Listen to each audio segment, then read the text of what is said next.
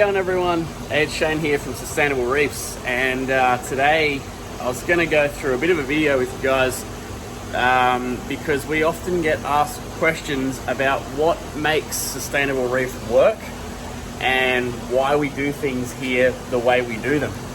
And so first of all, I thought I'd go through with the systems that we have and the systems that we had. So first, we had a whole linked system. Everything was all linked together. There was 7 tanks plus a sump, and when disaster hits, like you get acro-eating flatworm or Monty eating nudibranchs or something like that, you have no redundancy in that situation. So after just one catastrophe with acro-eating flatworm, we've split the systems through, which allows us to have backups of corals in each system. So now that we've got these backups, we're even going to add more backups just in case anything goes south in the future. So I'll show you some of those systems right now and what we've done with them. So the first system is right behind me here. I'm going to flip that around. Basically, this is our incoming coral system. It also has some soft corals growing in there because it really grows soft corals really well. But basically, this system here is essentially a quarantine system, and we use that for all incoming corals so that we don't get any nasties in our main systems. So next up is all of these systems here, and also all of these systems here used to be one system, and that's when disaster hit with the acro-eating flatworms and we split it off. So now they are 2 separate systems, one running off a sump over there and another sump, the original sump, in the middle over there. So that allows us to make this system essentially the sterile system that has no pests in it, and the system back over behind me, the part of the original system that now doesn't have that, but at the time it was basically it held the corals and the strains while we cleaned them and got them in this one. So this is the new system that we created. I'll flip that around there.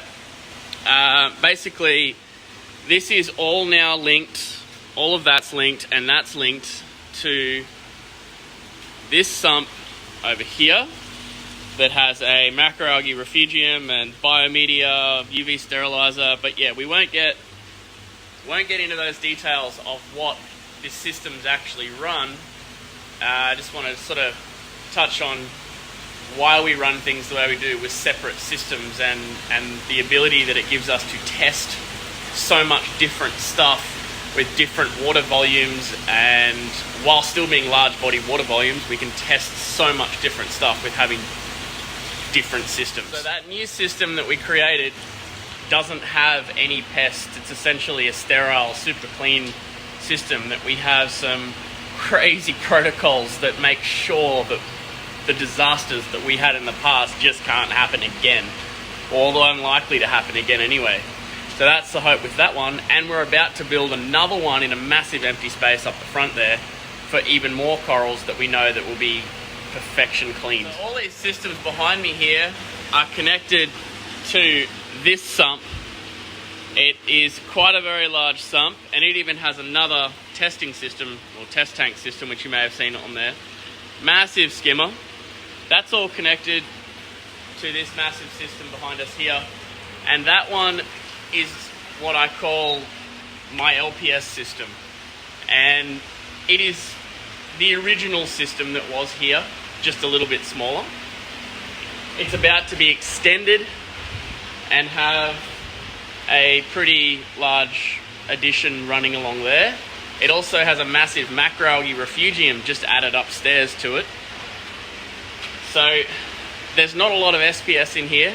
It's pretty much all my corals, the LPS corals, the squishies, the flubbers, all that kind of stuff that I find interesting. That's what we keep in there. So next up, we have this massive area out the front here, and it's about to become another big grow system for a variety of corals. But yeah, so we'll update you all on that. But in the meantime, if you've got any questions about any of that, or anything about the lighting or whatever we use, feel free to ask them and I can try and make another video about it. But yeah, I purposely didn't touch too much on the equipment used. It was more to show why we have different systems and why it's important for pest control and redundancy, because without having multiple systems, we could literally lose every single variety of a coral in one wipeout and never have it again. So if we spread the corals across different systems, we've got redundancy.